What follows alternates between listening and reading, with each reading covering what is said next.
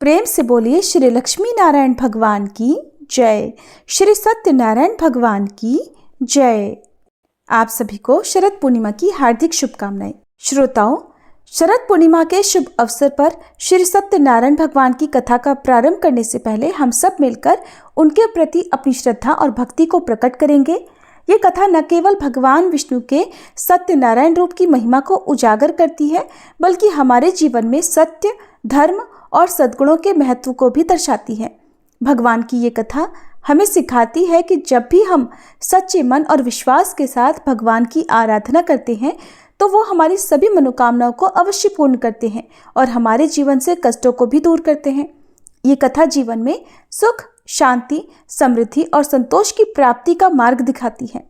आज हम सभी भगवान सत्यनारायण का आह्वान करते हैं कि वे हम सब पर अपनी कृपा बनाए रखें और हमें सच्चाई के मार्ग पर चलने की शक्ति प्रदान करें। इस कथा का श्रवण करने से समस्त बाधाओं का नाश होता है और भगवान की असीम कृपा से जीवन में नए अवसरों का उदय होता है। आइए हम सभी भगवान सत्यनारायण की कथा का आदर पूर्वक श्रवण और स्मरण करें और उनके आशीर्वाद से अपने जीवन को पवित्र, सुखमय और समृद्ध बनाएं। बोलिए श्री गणेश भगवान की जय, श्री लक्ष्मी नारायण भगवान की जय, श्री सत्यनारायण भगवान की जय। पौराणिक कथा के अनुसार एक समय नैमिषारण्य तीर्थ में शौनक आदि 88,000 ऋषियों ने श्री सूत जी से कहा, हे प्रभु, इस कलयुग में वेद विद्या रहित मनुष्यों को प्रभु भक्ति किस प्रकार मिलेगी और उनका उद्धार कैसे होगा? हे मुनिश्रेष्ठ, कोई ऐसा तप कहिए जिससे थोड़े समय में पुण्य प्राप्त होवे और मनोवांछित फल मिले। ऐसी कथा को सुनने की हमारी इच्छा है। सर्वशास्त्र ज्ञाता श्री सूत जी बोले, हे वैष्णवों में पूज्य, आप सबने प्राणियों के हित की बात पूछी है। अब मैं उस श्रेष्ठ व्रत को आप लोगों से कहूँगा जिस व्रत को नारद जी ने श्री लक्ष्मी नारायण भगवान से पूछा था और लक्ष्मीपति ने मुनिश्रेष्ठ नारद जी से कहा था। सो ध्यान पूर्वक सुनो। एक समय योगीराज नारद जी दूसरों के हित की इच्छा से अनेक लोकों में घूमते हुए मृत्यु लोक में आ पहुंचे। यहाँ अनेक योनियों में जन्मे हुए प्रायः सभी मनुष्यों को अपने कर्मों के अनुसार अनेकों दुखों से पीड़ित देखकर सोचा कि किस यत्न के करने से निश्चय ही प्राणियों के दुखों का नाश हो सकेगा। ऐसा मन में सोचकर देवर्षि मुनि श्री विष्णु लोक को गए। वहाँ श्वेत वर्ण और 4 भुजाओं वाले देवों के ईश नारायण को देखकर, जिनके हाथों में शंख, चक्र, गदा और पद्म थे तथा वरमाला पहने हुए थे, स्तुति करने लगे। हे भगवान, आप अत्यंत शक्ति से संपन्न हैं। मन तथा वाणी भी आपको नहीं पा सकती। आपका आदि मध्य अंत भी नहीं है। आप निर्गुण स्वरूप, सृष्टि के आदिभूत और भक्तों के सभी दुखों को नष्ट करने वाले हो। आपको मेरा नमस्कार है। नारद जी से इस प्रकार की स्तुति सुनकर भगवान श्री विष्णु बोले, हे मुनिश्रेष्ठ, आपके मन में क्या है? आपका किस काम के लिए आगमन हुआ है? निसंकोच कहिए। तब नारद मुनि बोले, प्रभु, मृत्युलोक में सब मनुष्य जो अनेक योनियों में पैदा हुए हैं, अपने अपने कर्मों के द्वारा अनेक प्रकार के दुखों से दुखी हो रहे हैं। हे नाथ, यदि आप मुझ पर दया रखते हो तो बतलाइए कि उन मनुष्यों के सब दुख थोड़े से ही प्रयत्न से कैसे दूर हो सकते हैं? तब श्री विष्णु भगवान जी बोले, हे नारद, मनुष्यों की भलाई के लिए तुमने बहुत अच्छी बात पूछी है। जिस काम के करने से मनुष्य मोह से छूट जाता है वह मैं कहता हूँ, सुनो। बहुत पुण्य देने वाला, स्वर्ग तथा मृत्युलोक दोनों में दुर्लभ एक अत्यंत उत्तम व्रत है। आज मैं प्रेमवश होकर तुमसे कहता हूँ, श्री सत्यनारायण भगवान का ये व्रत अच्छी तरह विधि पूर्वक करके मनुष्य धरती पर आयु पर्यंत सुख भोग कर मरने पर मोक्ष को प्राप्त होता है। श्री भगवान के वचन सुनकर नारद मुनि बोले, हे भगवान, उस व्रत का फल क्या है? क्या विधान है? और किसने ये व्रत किया है और किस दिन यह व्रत करना चाहिए? विस्तार पूर्वक कहिए। भगवान विष्णु बोले, हे नारद, दुख, शोक आदि को दूर करने वाला, धन धान्य को बढ़ाने वाला, सौभाग्य तथा संतान को देने वाला यह व्रत सब स्थानों पर विजय करने वाला है। भक्ति और श्रद्धा के साथ किसी भी दिन मनुष्य श्री सत्यनारायण की प्रातःकाल के समय ब्राह्मणों और बंधुओं के साथ धर्म परायण होकर पूजा करे। भक्ति भाव से नैवेद्य केले का फल, शहद, घी, दूध और गेहूं का आटा सवाया लेवे। गेहूं के अभाव में साठी का चूर्ण भी ले सकते हैं और सब पदार्थों को भगवान को अर्पण कर देवे तथा बंधुओं सहित ब्राह्मणों को भोजन करावे। पश्चात स्वयं भोजन करे। रात्रि में नृत्य, गीत आदि का आयोजन कर सत्यनारायण भगवान का ध्यान करते हुए समय बिताए। इस तरह व्रत करने पर मनुष्यों की इच्छा निश्चय पूरी होती है। विशेष रूप से कलिकाल में भूमि पर यही मोक्ष का सरल उपाय है। प्रेम से बोलिए श्री सत्यनारायण भगवान की जय। श्री सत्यनारायण व्रत कथा का प्रथम अध्याय संपूर्ण। दूसरा अध्याय। श्री सूत जी बोले, हे ऋषियों, जिसने पहले समय में इस व्रत को किया है उसका इतिहास कहता हूँ, ध्यान पूर्वक सुनो।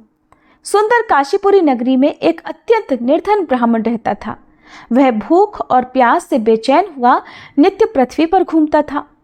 ब्राह्मणों से प्रेम करने वाले भगवान ने ब्राह्मण को दुखी देखकर बूढ़े ब्राह्मण का रूप धरकर उसके पास जाकर आदरपूर्वक पूछा, हे विप्र, तुम नित्य दुखी होकर पृथ्वी पर क्यों घूमते हो? हे ब्राह्मण, ये सब मुझसे कहो, मैं सुनना चाहता हूँ।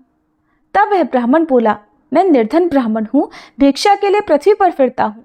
हे भगवान, यदि आप इससे छुटकारा पाने का कोई उपाय जानते हो तो कृपा कर मुझे बताएं। वृद्ध ब्राह्मण बोला, हे विप्र, सत्यनारायण भगवान मनोवांछित फल देने वाले हैं, इसलिए तुम उनका पूजन करो, जिसके करने से मनुष्य सब दुखों से मुक्त हो जाता है। तब ब्राह्मण को व्रत का सारा विधान बतलाकर बूढ़े ब्राह्मण का रूप धारण करने वाले श्री सत्यनारायण भगवान वहीं अंतर्ध्यान हो गए। जिस व्रत को वृद्ध ब्राह्मण ने बतलाया है, मैं उसको अवश्य करूंगा। यह निश्चय करने पर उसे रात भर नींद नहीं आई। सवेरे उठकर सत्यनारायण भगवान के व्रत का निश्चय कर वह भिक्षा के लिए चला। उस दिन उसको भिक्षा में बहुत सारा धन मिला, जिससे बंधु बांधवों के साथ उसने सत्यनारायण भगवान का व्रत किया। इसके करने से वह ब्राह्मण सब दुखों से छूटकर अनेक प्रकार की संपत्तियों से युक्त हुआ। उस समय से वह ब्राह्मण हर मास व्रत करने लगा। इस तरह सत्यनारायण भगवान के व्रत को जो भी करेगा वह मनुष्य सब दुखों से छूट जाएगा।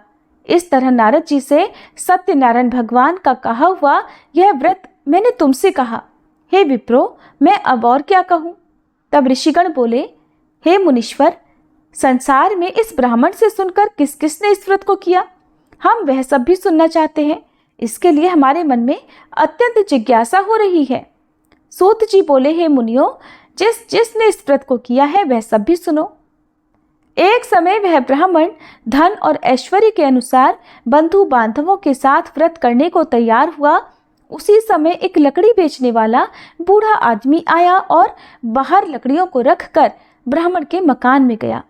प्यास से दुखी लकड़हारा उनको व्रत करते देखकर ब्राह्मण को नमस्कार करके कहने लगा, ये आप क्या कर रहे हैं? इसके करने से क्या फल मिलता है? कृपा करके मुझको बताइए।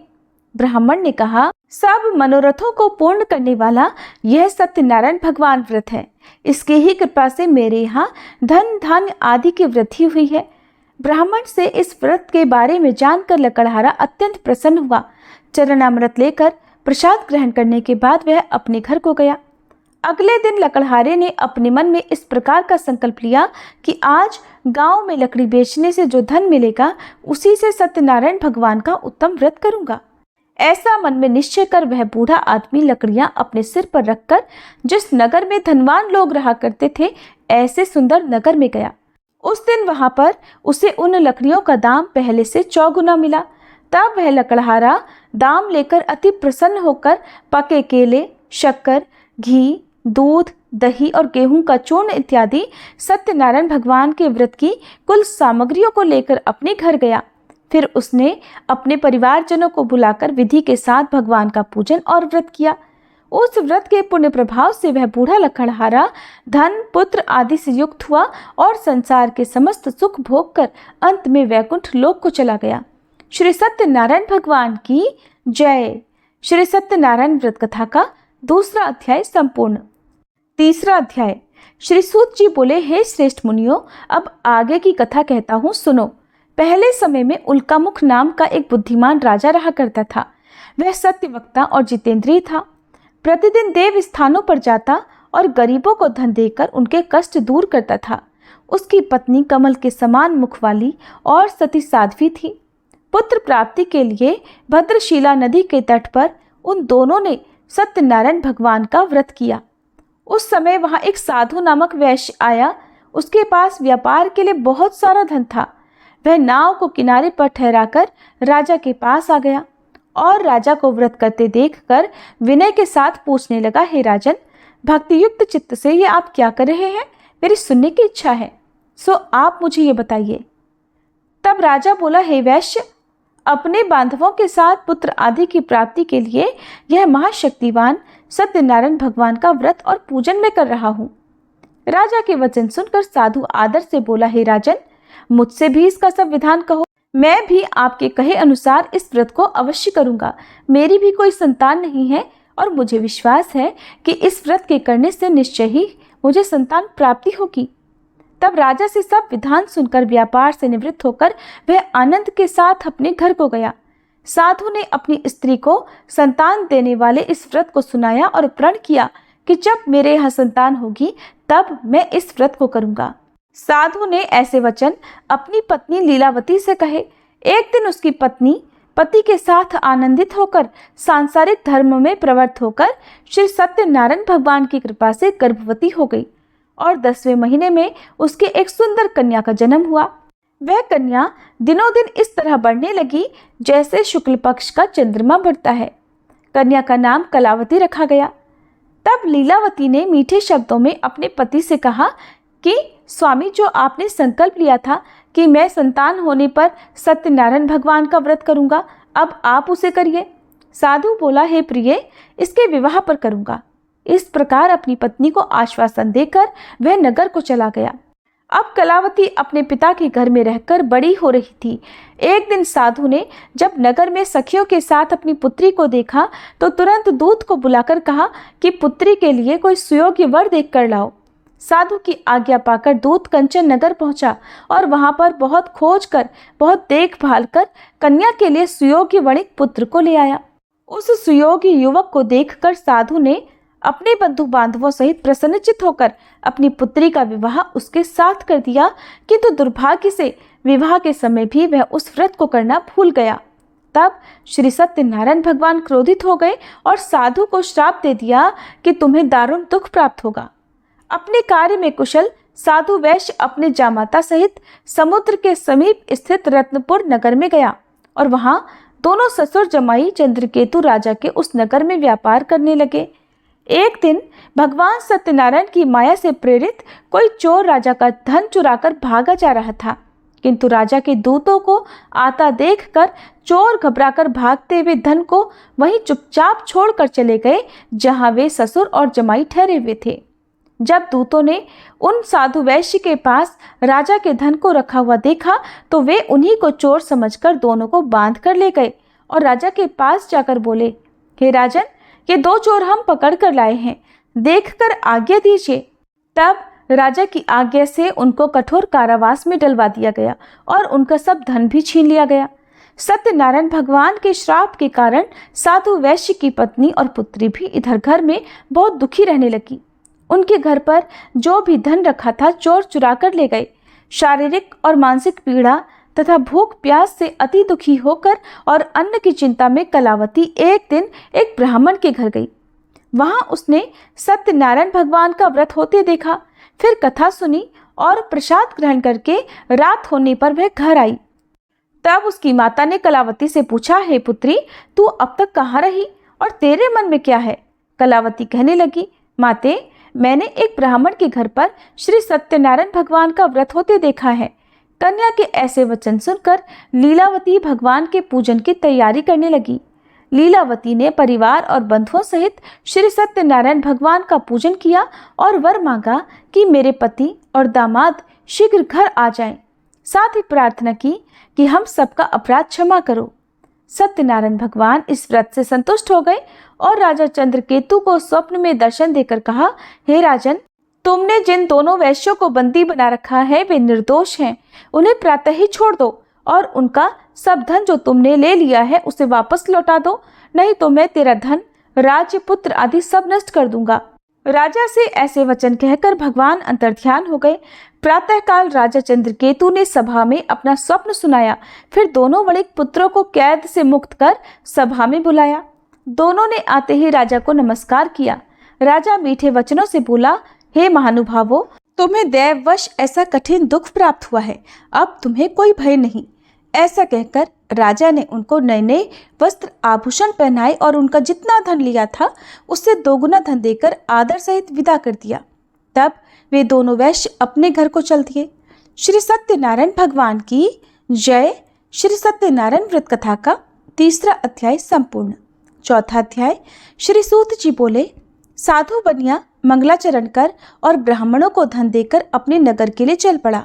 साधु के कुछ दूर जाने पर इधर भगवान सत्यनारायण की उसकी सत्यता की परीक्षा लेने के विषय में जिज्ञासा हुई। तब वे एक दंडी का वेश बनाकर उस बनिए के सामने गए और पूछा, साधो, तुम्हारी नाव में क्या भरा है? तब धन के मद में चूर दोनों महाजनों ने अवहेलना पूर्वक हंसते हुए कहा, दंडी सन्यासी, क्यों पूछ रहे हो? क्या कुछ मुद्रा लेने की इच्छा है? हमारी नाव में तो लता और पत्ते आदि भरे हैं। उनकी ऐसी निष्ठुर वाणी सुनकर दंडी वेशधारी भगवान बोले, तुम्हारी बात सच हो जाए। ऐसा कहकर दंडी सन्यासी को रूप धारण किए हुए भगवान कुछ दूर जाकर समुद्र के समीप बैठ गए।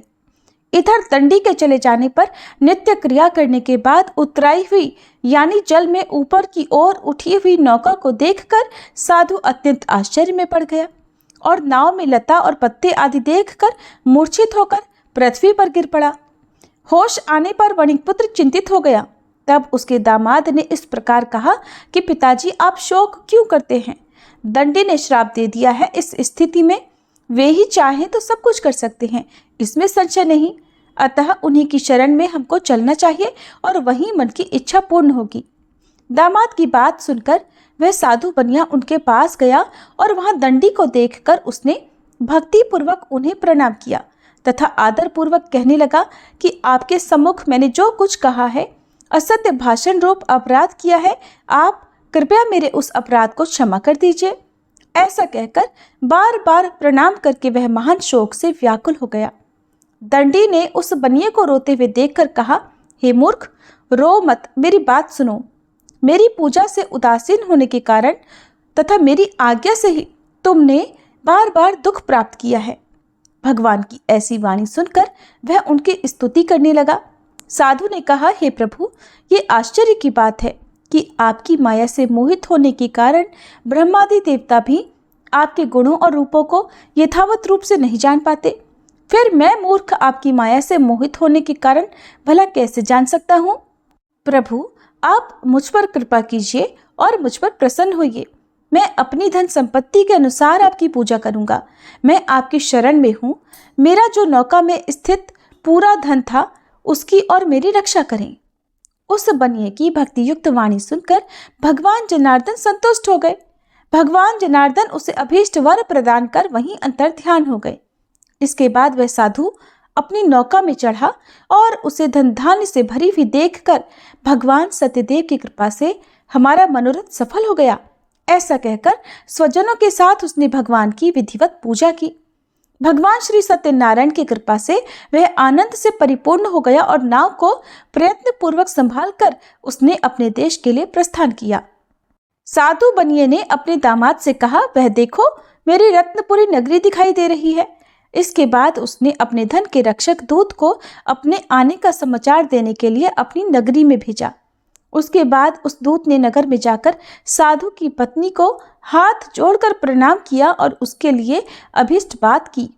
सेठ जी अपने दामाद और बंधु वर्ग के साथ बहुत सारे धन धान्य से संपन्न होकर नगर के निकट पधार गए हैं। दूत के मुख से ये बात सुनकर वह अत्यंत आनंदित हुई और उस साध्वी ने श्री सत्यनारायण की पूजा करके अपनी पुत्री से कहा, पुत्री, मैं साधु के दर्शन करने के लिए जा रही हूँ, तुम भी जल्दी आना। माता का ऐसा वचन सुनकर व्रत को समाप्त करके प्रसाद का परित्याग करके कलावती भी अपने पति का दर्शन करने के लिए चल पड़ी। इससे भगवान सत्यनारायण रुष्ट हो गए और उन्होंने उसके पति को तथा नौका को धन के साथ हरण करके जल में डुबो दिया। इसके बाद कलावती कन्या अपने पति को न देखकर महान शोक से रुदन करती हुए पृथ्वी पर गिर पड़ी। नाव का अदर्शन और कन्या को अत्यंत दुखी देखकर भयभीत मन से साधु बनिया ने सोचा, ये क्या आश्चर्य हो गया। नाव का संचालन करने वाले भी सभी चिंतित हो गए।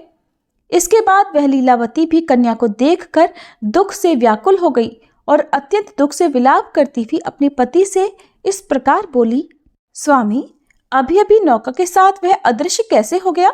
न जाने किस देवता की उपेक्षा से वह नौका हरण कर ली गई, या फिर श्री सत्यनारायण का महात्म्य भला कौन जान सकता है। ऐसा कहकर वह अपने परिवारजनों के साथ विलाप करने लगी और कलावती कन्या को गोद में लेकर रोने लगी। कलावती भी अपने पति के नष्ट हो जाने पर दुखी हो गई और पति की पादुका लेकर उनका अनुगमन करने के लिए उसने मन में निश्चय किया। कन्या के इस प्रकार के आचरण को देखकर पत्नी सहित वह धर्म के साधु बनिया अत्यंत शोक व्याकुल हो गया और सोचने लगा, या तो भगवान सत्यनारायण ने यह अपहरण किया है, या फिर हम सभी भगवान सत्यदेव की माया से मोहित हो गए हैं। अपनी धन की शक्ति के अनुसार मैं भगवान श्री सत्यनारायण की पूजा करूंगा। तब सभी को बुलाकर इस प्रकार कहकर उसने अपने मन की इच्छा प्रकट की और बारंबार भगवान सत्यदेव को दंडवत प्रणाम किया। इससे दीनों के परिपालक भगवान सत्यदेव प्रसन्न हो गए। भक्त वत्सल भगवान ने कृपा पूर्वक आकाशवाणी की कि तुम्हारी कन्या प्रसाद छोड़कर अपने पति को देखने चली आई है। निश्चय ही इस कारण उसका पति अदृश्य हो गया है। यदि घर जाकर यह प्रसाद ग्रहण करके वापस आए तो हे साधु बनिया, तुम्हारी पुत्री पति को प्राप्त करेगी, इसमें संशय नहीं। कलावती ने भी यह दिव्य आकाशवाणी सुनी तो वह शीघ्र ही अपने घर गई और उसने प्रसाद ग्रहण किया। वापस आकर उसने अपने परिवारजनों और अपने पति को भी देखा। तब कलावती कन्या ने अपने पिता से कहा कि पिताजी, अब तो घर चलिए, देरी क्यों कर रहे हैं। कन्या की बात सुनकर वणिक पुत्र संतुष्ट हो गया और विधि विधान से भगवान सत्यनारायण का पूजन करके धन तथा बंधु बांधवों के साथ अपने घर को गया। इसके बाद पूर्णिमा और संक्रांति पर्वों पर भगवान सत्यनारायण का पूजन करते हुए इस लोक में सुख भोग कर अंत में वह सत्यपुर वैकुंठ लोक को चला गया। प्रेम से बोलिए श्री सत्यनारायण भगवान की जय। श्री सत्यनारायण भगवान व्रत कथा का चौथा अध्याय संपूर्ण। पांचवा अध्याय। श्री सूत जी बोले, श्रेष्ठ मुनियों, अब इसके बाद मैं दूसरी कथा कहूँगा। आप लोग ध्यान पूर्वक सुनिए। अपनी प्रजा का पालन करने में तत्पर तुंगध्वज नामक एक राजा था। उसने सत्यदेव के प्रसाद का परित्याग करके दुख प्राप्त किया। एक बार वह वन में बहुत से पशुओं को मारकर वट वृक्ष के नीचे आया। वहां उसने देखा कि गोपगण बंधु बांधवों के साथ संतुष्ट होकर भक्ति पूर्वक भगवान सत्यदेव की पूजा कर रहे हैं। राजा यह देखकर भी अहंकारवश न तो वहां गया और न उसने भगवान सत्यनारायण को प्रणाम ही किया। पूजन के बाद सभी गोपगण भगवान का प्रसाद राजा के समीप रखकर वहां से लौट आए और इच्छानुसार उन सभी ने भगवान का प्रसाद ग्रहण किया। इधर राजा को प्रसाद का परित्याग करने से बड़ा दुख मिला। उसका संपूर्ण धन, धान्य और सभी सौपुत्र नष्ट हो गए। राजा ने मन में यह निश्चय किया कि अवश्य ही भगवान सत्यनारायण ने हमारा नाश कर दिया है, इसलिए मुझे वहां जाना चाहिए जहां श्री सत्यनारायण का पूजन हो रहा था। ऐसा मन में निश्चय करके वह राजा गोपगणों के समीप गया और उसने गोपगणों के साथ भक्ति श्रद्धा से युक्त होकर विधि पूर्वक भगवान सत्यदेव की पूजा की। भगवान सत्यदेव की कृपा से वह पुनः धन और पुत्रों से संपन्न हो गया तथा इस लोक में सभी सुखों का उपभोग कर अंत में सत्यपुर वैकुंठ लोक को प्राप्त हुआ। श्री सूत जी कहते हैं, जो व्यक्ति इस परम दुर्लभ श्री सत्यनारायण के व्रत को करता है और पुण्यमयी तथा फल प्रदायिनी भगवान की कथा को भक्ति युक्त होकर सुनता है, उसे भगवान सत्यनारायण की कृपा से धन, धान्य आदि की प्राप्ति होती है। दरिद्र धनवान हो जाता है, बंधन में पड़ा हुआ बंधन से मुक्त हो जाता है, डरा हुआ व्यक्ति भय मुक्त हो जाता है। ये सत्य बात है, इसमें संशय नहीं। इस लोक में वह सभी इच्छित फलों को भोग कर अंत में सत्यपुर वैकुंठ लोक को जाता है। हे ब्राह्मणों, इस प्रकार मैंने आप लोगों से भगवान सत्यनारायण के व्रत को कहा, जिसे करके मनुष्य सभी दुखों से मुक्त हो जाता है। कलयुग में तो भगवान सत्यदेव की पूजा विशेष फल प्रदान करने वाली है। भगवान विष्णु को ही कुछ लोग काल, कुछ लोग सत्य, कोई ईश और कोई सत्यदेव तथा दूसरे लोग सत्यनारायण नाम से कहेंगे। अनेक रूप धारण करके भगवान सत्यनारायण सभी का मनोरथ सिद्ध करते हैं। कलयुग में सनातन भगवान विष्णु ही सत्यव्रत रूप धारण करके सभी का मनोरथ पूर्ण करने वाले होंगे। हे श्रेष्ठ मुनियों, जो व्यक्ति नित्य भगवान सत्यनारायण की इस व्रत कथा को पढ़ता है, सुनता है, भगवान सत्यनारायण की कृपा से उसके सभी पाप नष्ट हो जाते हैं। हे मुनीश्वरों, पूर्व काल में जिन लोगों ने भगवान सत्यनारायण का व्रत किया था, उसके अगले जन्म का वृतांत कहता हूँ, आप लोग सुनिए। महान प्रजा संपन्न शतानंद नाम के ब्राह्मण सत्यनारायण व्रत करने के प्रभाव से दूसरे जन्म में सुदामा नामक ब्राह्मण हुए और उस जन्म में भगवान श्री कृष्ण का ध्यान करके उन्होंने मोक्ष प्राप्त किया। लकड़हारा भील गुहों का राजा हुआ और अगले जन्म में उसने भगवान श्री राम की सेवा करके मोक्ष प्राप्त किया। महाराज उल्कामुख दूसरे जन्म में राजा दशरथ हुए, जिन्होंने श्री रंगनाथ जी की पूजा करके अंत में वैकुंठ प्राप्त किया। इस प्रकार धार्मिक और सत्यव्रती साधु पिछले जन्म के सत्यव्रत के प्रभाव से अपने दूसरे जन्म में मोरध्वज नामक राजा हुआ। उसने आर्य से चीरकर अपने पुत्र की आधी देह भगवान विष्णु को अर्पित कर मोक्ष प्राप्त किया। महाराज तुंगध्वज जन्मांतर में स्वयंभू मनु हुए और भगवत संबंधी संपूर्ण कार्यों का अनुष्ठान करके वैकुंठ लोक को प्राप्त हुए। जो गोपगण थे वे सब जन्मांतर में ब्रजमंडल में निवास करने वाले गोप हुए और सभी राक्षसों का संहार करके उन्होंने भी भगवान का शाश्वत धाम गोलोक प्राप्त किया। प्रेम से बोलिए श्री सत्यनारायण भगवान की जय, श्री लक्ष्मी नारायण भगवान की जय। श्री सत्यनारायण भगवान कथा का 5वां अध्याय संपूर्ण और इसी के साथ कथा समाप्त हुई।